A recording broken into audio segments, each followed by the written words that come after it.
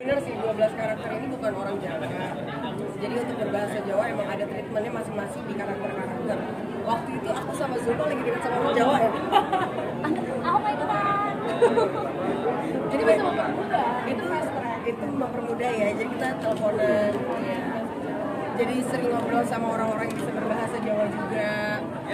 Terus ada Mas Koko juga bantuin kita sih bagaimana kita berbahasa Jawa yang baik dan benar. Kadang kan kita bisa dengan logatnya, tapi sebenarnya kan cara pengafalannya nggak seperti itu. Bantuin dibenerin sedikit-sedikit gitu.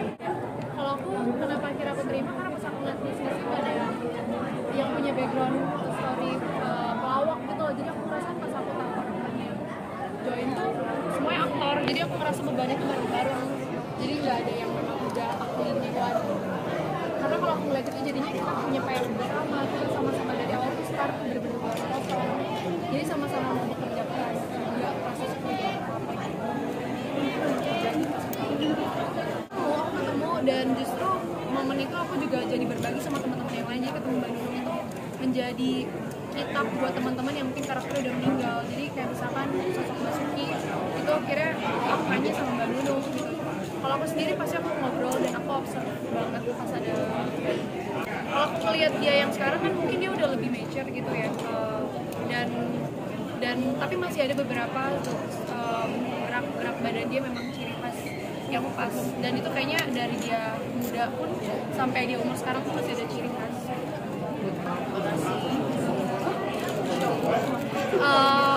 Kita workshop sekitar 3 bulan, ya 2,5 ya, hampir 3 bulan lah kurang lebih.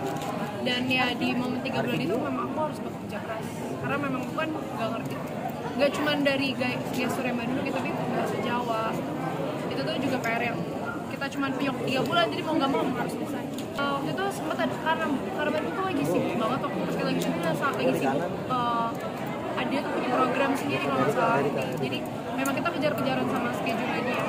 Kalau aku sih menikmati mendingan ketemunya tuh bisa sampai lama banget, tapi aku observe dari A sampai Z sama Bandung.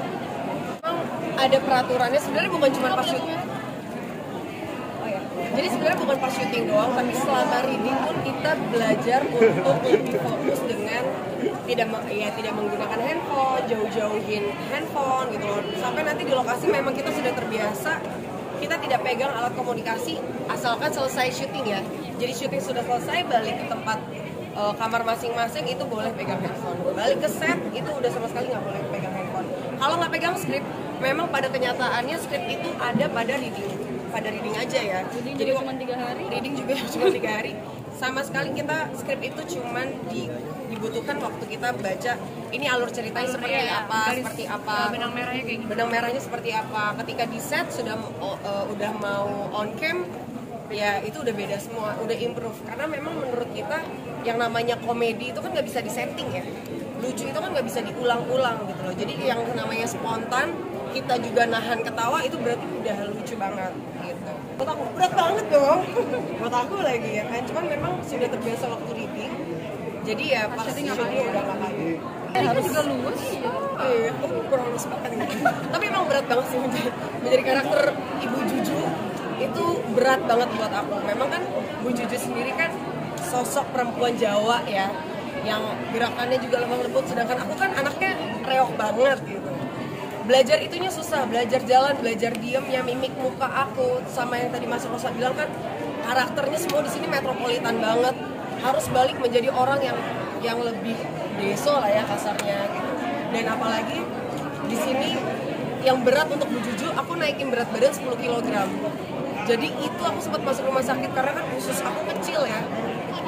Oh iya, aku naikin berat 10 kg untuk menjadi peran Bu Juju. Jadi selain bukan cuma untuk karakternya sendiri, tapi fisiknya juga aku berusaha banget agar mirip sebagai sosok Bu Juju. Pagi-pagi aku makan Indomie sama nasi. Indomie iya masing-masing sih. Iya masing-masing. Kayak misalnya Biowan kan disuruh turunin berat badan, aku disuruh naikin 10 kg. Morgan juga 9 kilo. Jadi emang masing-masing karakternya punya usahanya lah supaya setotalitas mungkin. Usaha aku ya makan terus, makan sampai ada ahli gizi juga yang datang mungkin seminggu 3 kalian untuk ngecek masing-masing. Susah naikin. justru susah naikin. Aku susah banget naikin 10 kilo kayaknya 3 bulanan selama reading nih pokoknya.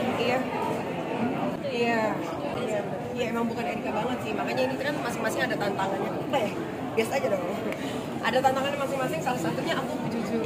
Kalau ada orang yang bilang menjadi sosok protagonis, pendiam, itu mudah. Untuk aku enggak sama sekali, berat banget. Jadi perempuan pendiam itu kan, apalagi yang baik, protagonis itu kan gak bisa dibuat-buat, ya kan? Gak boleh fake gitu kan, senyumnya juga gak boleh fake. Nah itulah yang aku belajar selama 3 bulan ini. Oke?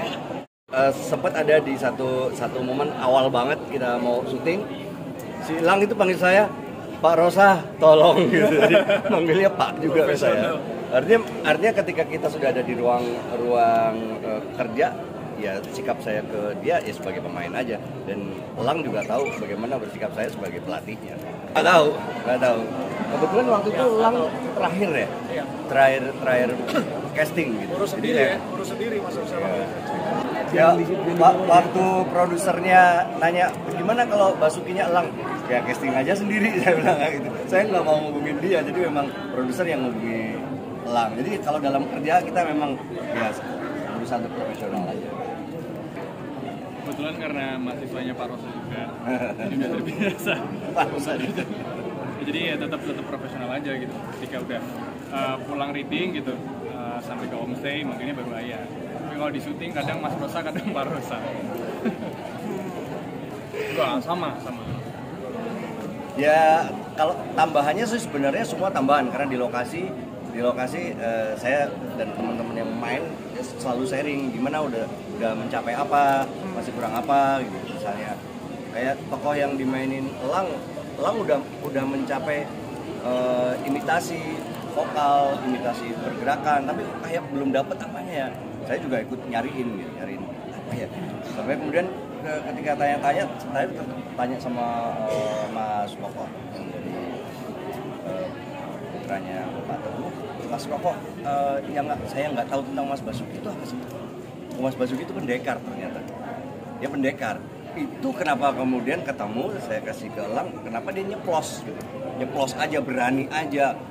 Kita nggak pernah lihat Pak Basuki itu takut. Nah kemudian menanamkan jiwa pendekar itu Elang untuk menghidupkan karakter Basuki lebih lengkap.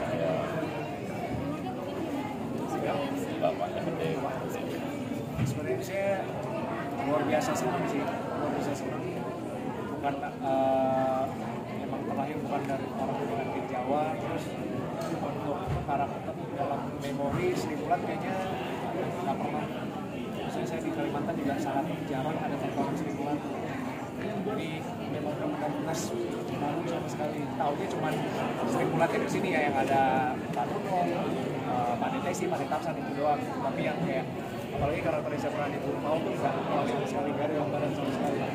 Jadi ya itu karena referensinya dikit, akhirnya mau nggak mau ya rely on stories gitu, rely on memories gitu. Jadi apa tanya sama Mas Rosa, Mas Ugros, Mas Koko dari kecil ya, jadi kenal betul sama Sri Mulat. Jadi saya banyak saya bergantung sama memori dan kenangan orang-orang di sini. Saya nambah di karena untuk umur memang faktanya kan hampir dua dan umur saya sekarang. Ya paling dikit sih.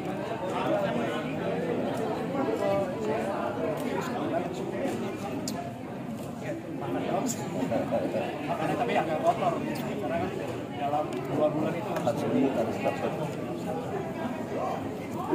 Itu saya sampai hari kedua syuting pun masih gak ada bedanya sama sekali. Tiap hari asam, dan ternyata dari satu kata pendekar itu ternyata malah efeknya ke saya gede banget ternyata tanpa saya sadari gitu. Itu jadinya malah bisa jadi kata kunci buat selama syuting. Udah beberapa kali. Di film sebelumnya Mas, sudah beberapa kali. Pernah di satu series saya jadi tokoh tuanya, dia jadi tokoh mudanya, satu karakter. Kong kali kong aja kita kalau main. Bisa ngerjain PR di rumah. Bisa ngerjain PR bareng-bareng. Oke. Oh dia ketua adat, kalau di lokasi syuting dia ketua adat. Yang dituakan.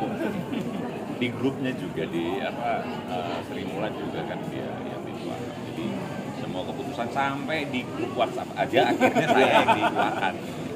Untuk keputusan apapun Kak Muni, tolong Kak Muni. Ya di Asmuni yang sesungguhnya di Sri Mulat itu kan kayak pertimbangannya ikut Kak Asmuni. Jadi bahkan itu kebawa ke kita ke syuting sebagai Kak Asmuni. Gitu lah. Kalau sama-sama punya kesusahan yang sama ya sebenarnya, sama-sama punya kesulitan yang sama. Cuma tadi kalau seandainya kita udah sampai di tingkat tadi itu kata pendekar dari Elang tadi itu kan membuat si karakter jadi percaya dan gak ada takutnya gitu. Jadi dia mau ngapain aja dia bebas gitu. Kalau kira-kira di luaran dia ceplos gitu, ada orang yang mungkin tersinggung, mau perlu dihajar kan gitu kan. Ya karakter juga gitu. Kita benar-benar percaya banget gitu dalam proses gitu. Jadi ketika udah proses berapa lama sih kita Mas? Berapa? Ya, kalau sama 2 bulan ya? 2 bulan lebih sedikit. 2 bulanan. Kita satu sama lain itu bukan cuma tahu di permukaan doang. Sejarah masa lalu satu sama lain aja kita tahu. Sampai ada momen itu gitu yang membuat akhirnya kita untuk menjalankan komedi apapun itu tektokannya jadi enak karena memang udah ketemu satu sama lain. Kita tahu yang mana teman kita yang tersinggungnya di kalimat mana nantinya gitu. Karena kita udah kenal dia gitu. Kita tahu di mana momen mana dia itu kelihatan, waduh, ini kayaknya dia risih. Kan udah tahu, udah kenal. Gitu. Jadi kesulitan itu bisa diatasin karena emang kita udah bonding. Yang paling utama sih sebenarnya untuk film jenis yang macam ini karena tokoh-tokohnya itu bareng gitu. Itu bagaimana membangun orkestrasi kita bareng-bareng. Artinya masing-masing harus tahu sama lain, baik itu dalam konteks chemistry secara personalnya maupun profesionalnya. Kita bangun itu. Jadi tingkat-tingkat kesulitan seperti komedi itu ketika karakternya udah jadi dan bisa orkestrasi, maka dia akan muncul begitu aja. Gitu aja. Jadi, tapi kalau kita dipaksa untuk ayo main komedi tanpa ada tokoh yang kita bangun, mungkin akan kesulitan. Komedi itu enggak. Oke, thank you teman-teman semuanya.